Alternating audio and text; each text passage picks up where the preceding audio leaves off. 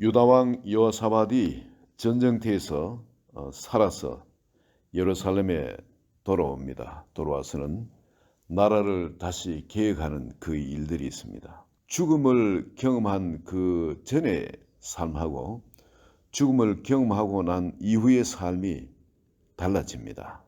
참 모태 신앙으로 아버지가 워낙 신앙이 좋아하셨죠. 아사왕이. 그 가운데서 믿음을 잘 일으켜오던 여호사밧 왕입니다. 하나님의 음성을 듣고 준행하는 그것을 공식으로 삶에 적용을 해왔었는데, 그런데 한번 큰 실수를 하게 됩니다. 뭐냐면은 자기 사돈지간 되는 아합 왕하고 같이 만나서 그 잔치를 하고 잘 지내다가 아합 왕이 같이 전쟁터에 나와서 좀 손 좀 봐주시겠냐. 그러니까 자기 혼자 못하고 도움을 구하고 하는 거니까 참 거절하기가 좀 그랬을 겁니다. 마음에는 자꾸 거절하고자 하는 그런 마음도 있었지만 그래서 선지자의 음성을 듣자. 그래서 400명이 그렇게 이야기를 해도 그것은 아니다. 또 다른 음성을 듣자. 그래서 미가 선지자가 나와서 이야기를 했습니다. 이 전쟁된 왕이 죽는다. 그렇게 예고를 했음에도 불구하고 전쟁터에 나갑니다. 이게 어리석음이죠. 뭐 때문에 일어난 일입니까? 분위기입니다. 전쟁을 회피할 수 있는 그런 분위기가 아니었습니다. 아합의 청을 거절할 수 있는 그런 분위기가 아니었던 거죠. 그 사돈지간의 그 가까움도 그렇고 우리가 신앙생활을 할 때 이런 일이 얼마나 자주 있습니까? 참 이래서는 안 된다 하는 걸 알면서도 체면 때문에 그 분위기 때문에 그걸 노를 하지 못하고 그렇게 끌려가는 그런 경우가 어느 누구에게나 있을 수 있습니다. 그런데 이게 하나님이 말씀하신 길이 아니면은 어떤 결과가 일어나는지 여호사밧이 참 극명하게 경험을 합니다. 완전 죽음에 처했었죠. 너무 막 오죽 갈급했으면은 전쟁터에서 하나님께 cry out, 막 부르짖어 가지고 하나님께 기도했겠습니다. 하나님 도와달라고 말이죠. 그 때문에 하나님께서 강권적으로 도와주시긴 했지만 그 이후 이 여호사밧의 신앙생활이 달라집니다.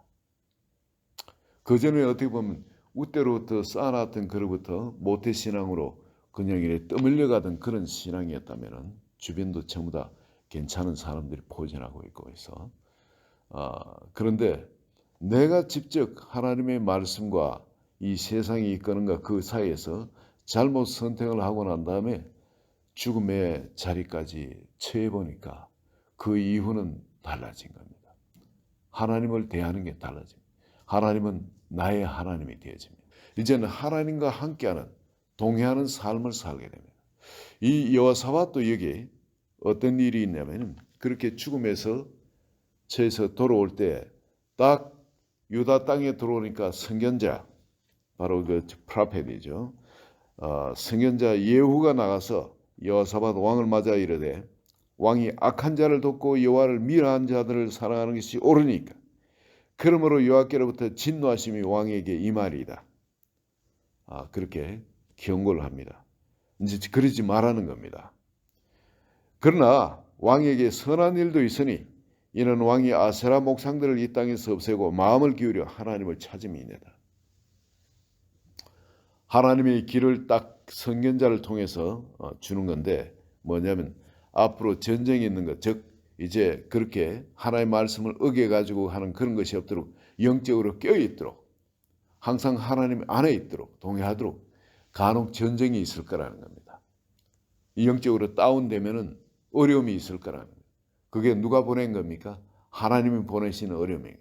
우리가 하나님 안에 깨어서 항상 성령 충만해 있기를 하나님 원하시기 때문에 그렇습니다. 이 약속의 땅으로 유다 땅으로 다시 돌아온 살아서 돌아온 구사일생으로 돌아온 이 여호사밧에게 하나님께서 이렇게 준비하는 것이 첫 번째 있습니다. 우상을 제거하고 마음을 기울여 하나님을 찾았다. 이거를 계속 해라는 거예요. 다른 거를 하면은 어려움이 처하지만 우상을 없애고 그때 하나님의 말씀보다 그 아합의 말을 더 높인 거, 그게 우상을 따른 거죠. 아합이 누굴 따른 사람입니까? 우상을 따른 사람이에요. 내가 누구 음성을 듣고 따르냐? 거기에 따라서 하나님을 따르냐 아니면 우상을 따르냐? 바로 그 길이 되어지는 겁니다. 그래서 여기에 하나님께서 1차적으로 네 안에 마음을 다 기울여 가지고 하나님을 찾는 것, 이것을 놓치지 말라는 겁니다. 절대 우상을 우선시하지 말라는, 우상을 더 높이지 말라는 겁니다. 나의 체면, 왕의 체면, 그것을 높이는 그것도 우상인 겁니다. 그냥 나 자신을 깨뜨리고 하나님의 말씀을 전적으로 청종하는 것, 이것이 첫 번째. 그리고 두 번째, 그것을 이 말씀해 주시니까 여호사밧이 이젠 전심으로 자기가 왜 왕이 되었는지를 깨닫는 겁니다. 하나님을 위하여서 왕이 된 겁니다. 그렇죠? 자기는 자기 스스로 왕이 되고 싶어서 그런 것도 아니고 어릴 때 형제들보다 못난이였는데 다른 사람보다 잘난 것이 없는데 자기를 끌어가지고 높여주신 거예요. 그런 왕의 사역에 자기를 올려놓으신 겁니다. 그리고 해나가도록 했습니다. 그렇지만은 자기는 뭘 해야 되는지를 몰랐어요. 자기 정체성을 위해서, 자기 이름을 위해서 그 사역을 했던 겁니다. 그러나 하나님께서 죽음에 처하도록 하고 완전 바닥까지 가도록 하고 다시 살려주시고 이끌어내시고는 깨닫게 하는 것이 마음을 기울여서 하나님을 찾으라는 거예요. 하나님의 음성을 듣고 전적으로 순종하는 삶, 하나님을 사랑하는 삶, 그게 우선이에요.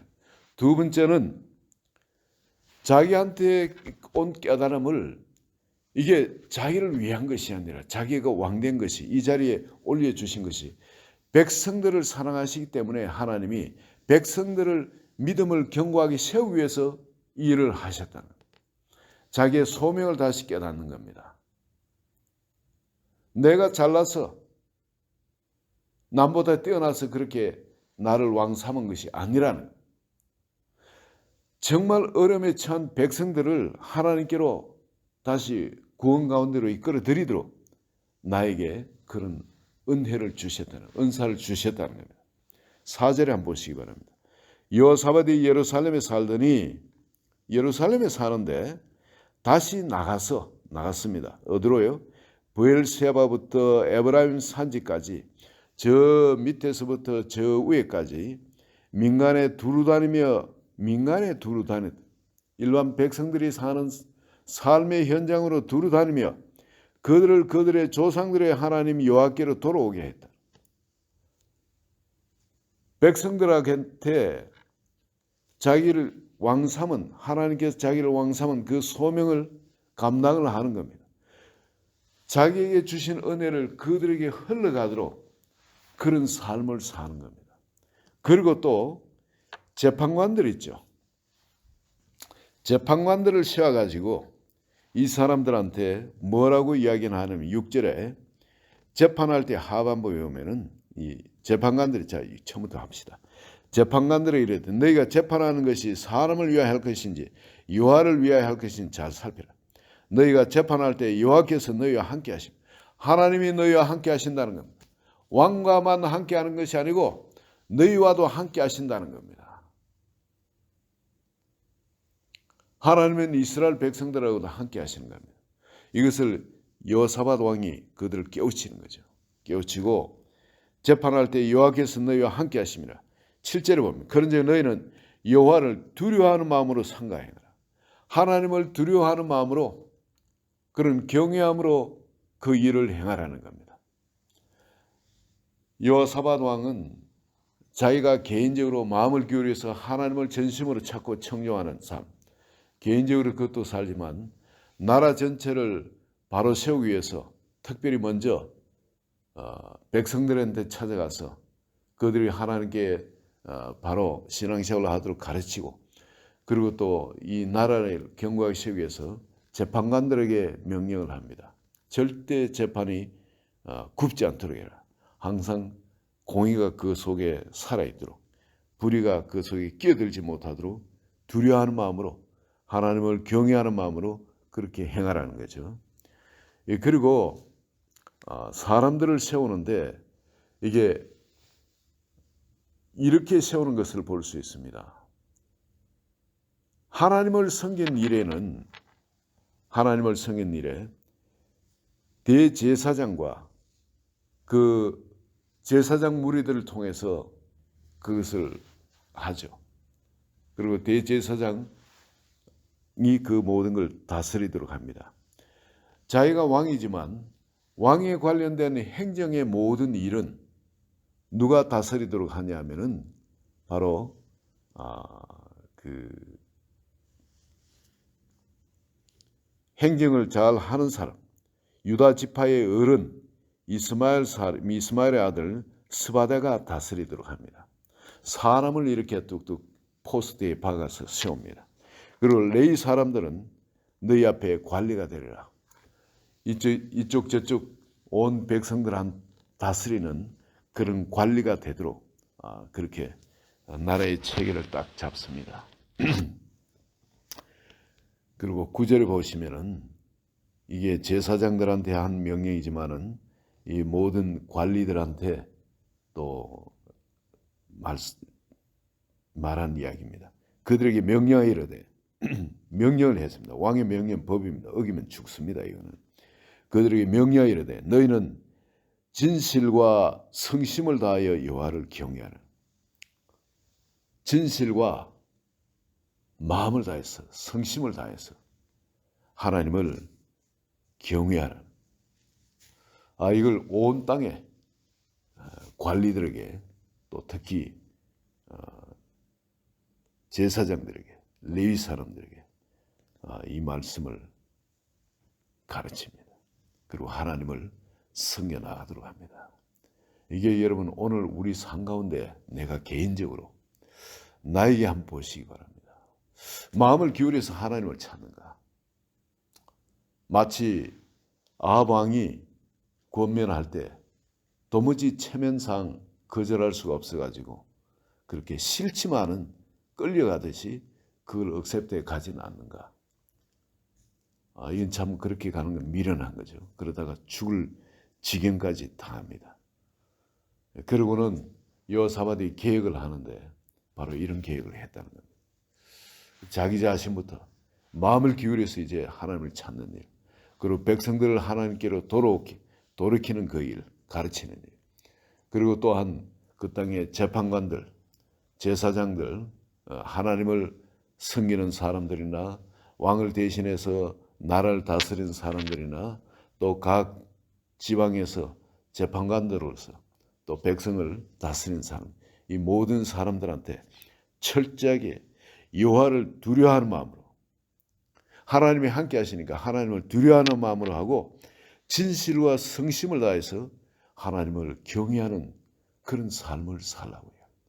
그런 마음에서 백성들을 다스려 가도록 합니다. 그럴 때 나라가 견고하게 되어지죠. 우리가 여호사밧의 마음을 얻기 위해서 죽음의 자리에 들어갈 이유는 없습니다. 그건 어리석은 거죠.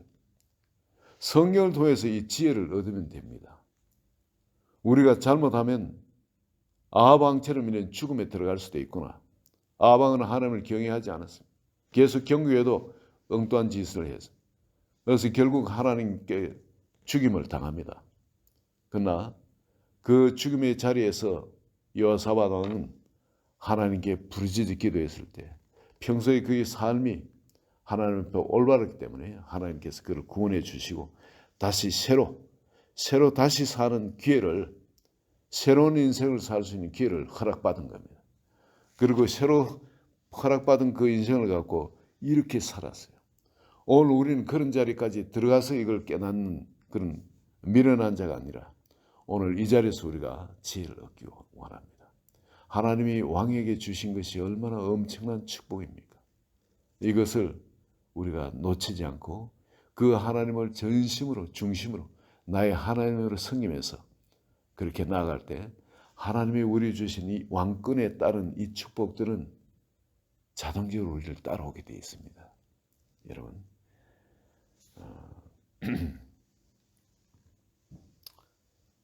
하나님이 그 솔로몬 왕을 왕으로 세울 때에 하나님이 이런 말씀하시죠. 스바 여왕이 바로 이런 말씀. 당신의 하나님이 여호와를 송축할지로다. 하나님이 당신을 기뻐하시고 그 자리에 올리사 당신의 하나님 여호와를 위하여 왕이 되게 하셨도다. 하나님을 위하여 왕이 되게 하셨다 그러죠. 당신의 하나님이 이스라엘을 사랑하사 그런데 이스라엘을 사랑하기 때문에 영원히 경고하게 하려고 당신을 세워서 그들의 왕으로 삼아 정의와 공의를 행하게 하셨다. 여호사밧은 이걸 바로 깨닫는 겁니다. 오늘 우리가 이런 왕 같은 제사장으로 이 자리에 세움받은 것, 이건 뭘 하기 위함인 건지 다시 한번 우리 자신을 살피고 이런 놀라운 기회, 특권을, 축복을 놓치지 않고 삶 가운데 그대로 적용해 사는 한 분 한 분 되시기를 예수 그리스도의 이름으로 축원드립니다. 하나님 아버지 감사합니다. 우리에게 주신 이 놀라운 특권과 이 기회, 하나님께 우리가 마음을 다해서 하나님을 찾고 또한 하나님을 두려워하는 마음으로 또 섬기며 그리고 진실과 성심을 다해서 하나님을 경외하면서 그런 걸음 동행하기를 원합니다. 주님, 이 생명의 길, 이 축복의 길, 이 영광된 길이 어떤 길인지 보게 하여 주심을 감사합니다. 주께서 우리 삶을 통해 영광받아 주시옵소서. 예수 그리스도 이름으로 기도합니다. 아멘.